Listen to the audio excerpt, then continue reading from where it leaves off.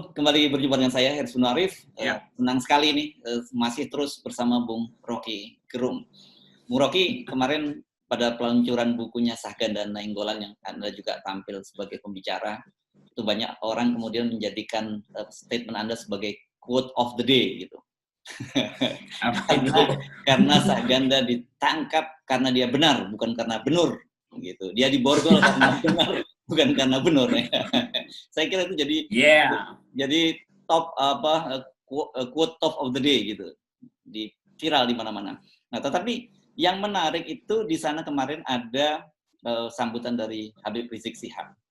Dan sebelumnya kita juga membaca statement dari Pak Gatot Nurmantio yang menyatakan tidak mungkin TNI memusuhi FPI. Nah, ini fenomena ini menarik nih, dua poros ini kelihatannya sudah mulai saling memberi sinyal, saling memberi aba-aba nih, Bung Rocky. Ya, itu ke wisdom dari Gatot yang mantan Panglima TNI dan tahu betul postur TNI itu adalah bersama rakyat. Timbul tenggelam bersama rakyat itu TNI itu. Kalau yang lain tuh pernyataan politis tuh. Jadi Pak Gatot memahami betul bahwa FPI itu adalah fasilitas untuk menghasilkan Indonesia. Dan berkali-kali sebetulnya diperlihatkan bahwa FPI itu udah berubah total. Jangan bandingkan FPI 10 tahun lalu tuh. Nah, kita tahu bahwa Habib Rizik pulang dengan maksud revolusi akhlak. Gatot dengan maksud politik moral. Jadi bertemulah itu. Kekuatan moral dan kekuatan akhlak itu kimianya satu. Nah, kimia itu kemudian membentuk molekul karena ada syahganda. Jadi syahganda itu jadi semacam katalisator antara moral dan akhlak itu.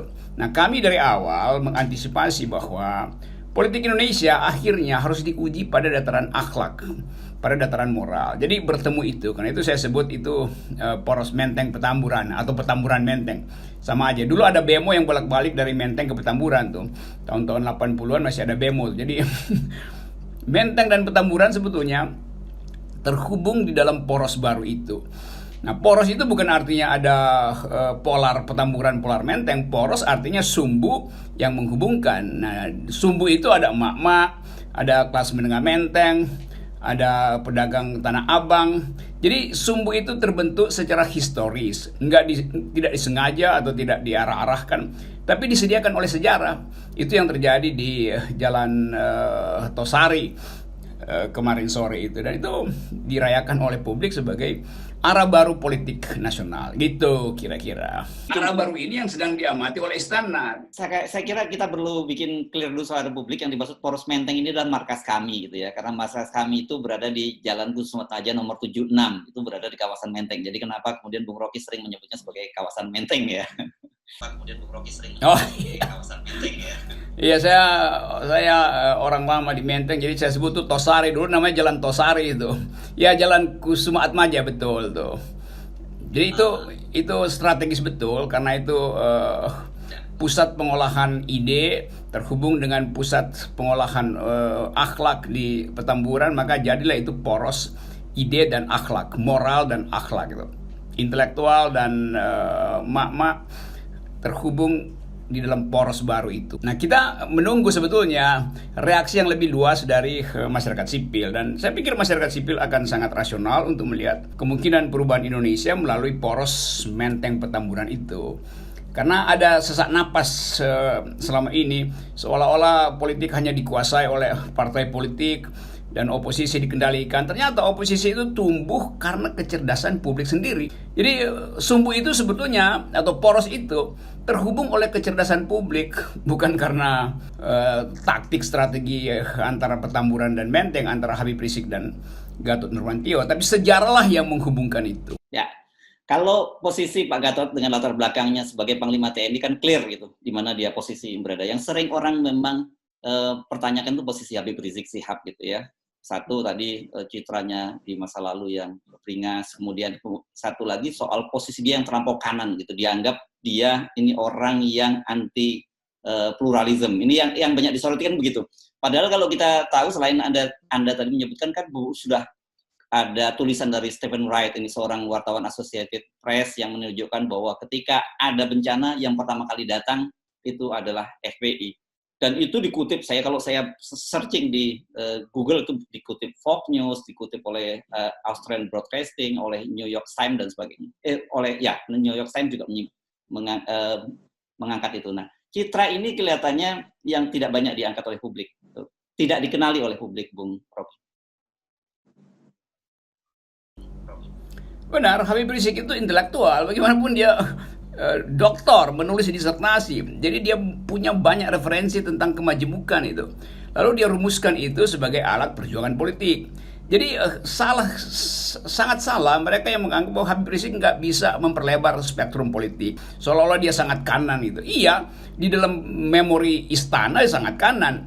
Tapi fasilitas yang disediakan oleh demokrasi memungkinkan Habib Rizik untuk memperlebar wilayah tengah itu, sehingga bertemulah elemen-elemen intelektual, kaum pluralis di situ, pejuang hak asasi manusia, dengan diksi-diksi yang memang belum bisa dipahami oleh istana. Jadi justru karena kecemasan istana, maka Habib Rizik selalu dipojokkan sebagai faktor kanan dalam politik nasional. Nah, buktinya Habib Rizik bisa bicara dengan berbagai macam varian ideologi, berbagai macam dimensi politik Indonesia tuh. Jadi kita harus bedain antara grammar Tanah Abang yang memang melekat di dalam kultur Habib Rizik, itu bicara sesuka-sukanya tuh. Itu biasa aja. Itu namanya parole dalam ilmu bahasa, parol. Nah, itu biasa aja kan. Sama seperti orang nggak bisa ubah cara orang Jawa untuk berbahasa basi yang memang bagian dari politik kesopanan, atau orang Batak yang berterus terang, atau orang Manado yang ngoceh-ngocehnya gembira-gembira tuh. Jadi sebetulnya itu cuman ciri khas aja, ciri khas dari bahasa pergaulan.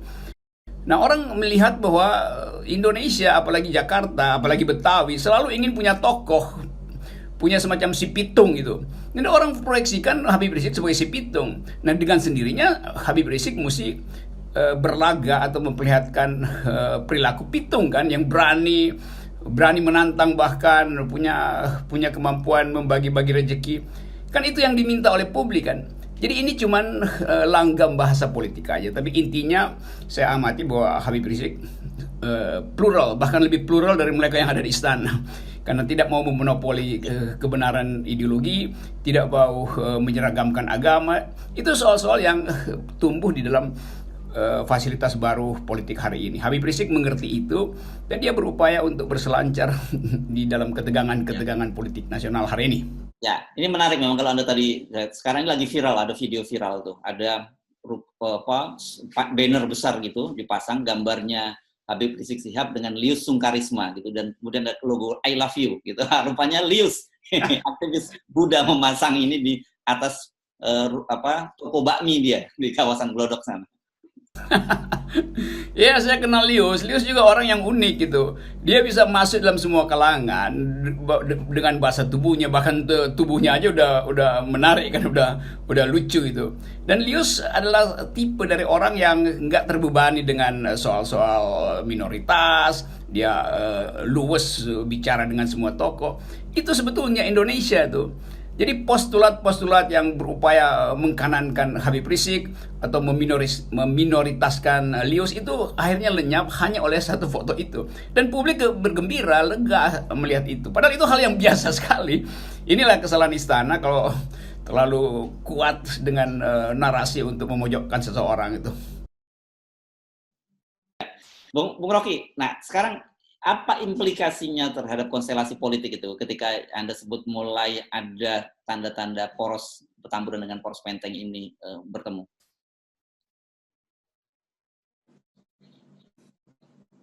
Dua hal. Yang pertama, istana setiap hari rapat untuk melihat ini sejauh mana kimianya bercampur antara Habib Rizik dan Gatot. Jadi kecemasan istana itu adalah bentuk dari ketidakpahaman mereka terhadap sifat politik Indonesia yang sangat liquid itu. Yang kedua, partai-partai politik pun sedang menyusun ulang strategi kampanye.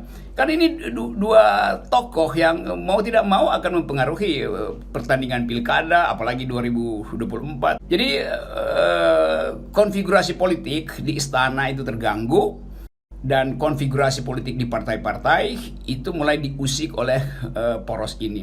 Kan dulu orang bikin poros Kertanegara, Teguh Umar, segala macam itu, Prabowo, Puan, Prabowo, Ibu Mega. Sekarang ada poros baru, di mana orang anggap bahwa inilah poros perubahan itu. Jadi poros perubahan ini merupakan ancaman bagi istana, merupakan kecemasan bagi partai politik. Itu implikasinya hari ini. Tapi kita lihat memang perubahan-perubahan besar di Indonesia ini diawali seperti itu. Salah satu yang saya kira monumental adalah poros Ciganjur ya, ketika pada awal reformasi, dan kemudian juga ada poros tengah ketika kemudian Megawati naik dan jatuhnya Gus Dur.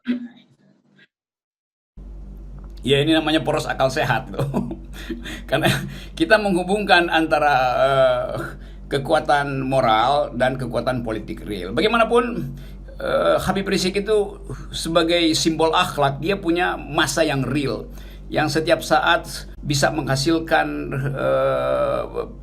sebut aja faktor di dalam semua transaksi politik. Gatot Nurmantio mengucapkan politik moral, tapi dia juga punya kekuatan politik real karena dia mantan Panglima TNI yang paham tentang politik teritorial, mengerti tentang hierarki di dalam TNI, dan ada kader yang tentunya beliau siapkan untuk masa depan Indonesia. Jadi dua kekuatan ini betul-betul sedang diamati secara cermat oleh istana. Dan kita masyarakat sipil menganggap bahwa oke, ini fair play karena terbuka, nggak ada yang diam-diam kasak-kusuk tuh. Jadi inilah kesalahan istana memenjarakan Jumhur Hidayat, Anton Permana, dan Syahganda Nainggolan. Padahal tiga tokoh ini kemudian jadi pemersatu sebetulnya antara Habib Rizik dan antara FPI dan kami, karena tiga-tiganya dihukum secara moral. Karena dia bermoral maka diborgol. Kan ajaib kan, orang mengucapkan politik moral kok diborgol.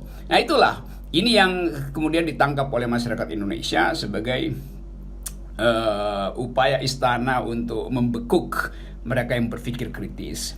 Sekarang sumbu itu terbentuk, bagaimana membekuk sumbu yang dijaga oleh masyarakat sipil, itu susahnya siasat istana tuh. Mudah terbaca, ini istana ini nggak punya analis politik soalnya tuh, nggak punya jurnalis yang tajam seperti FNN sehingga bisa mengolah isu menjadi kebijakan kan. Itu kelemahan istana tuh. Ya, baik, kita tunggu perkembangan lebih lanjut, Bung Rocky. Ya, saya kira perkembangan lebih lanjut itu adalah perkembangan yang lebih dipercepat itu soalnya. Karena percepatan itu yang ditunggu oleh seluruh masyarakat Indonesia. Oke. Baik, makasih. Yes, oke.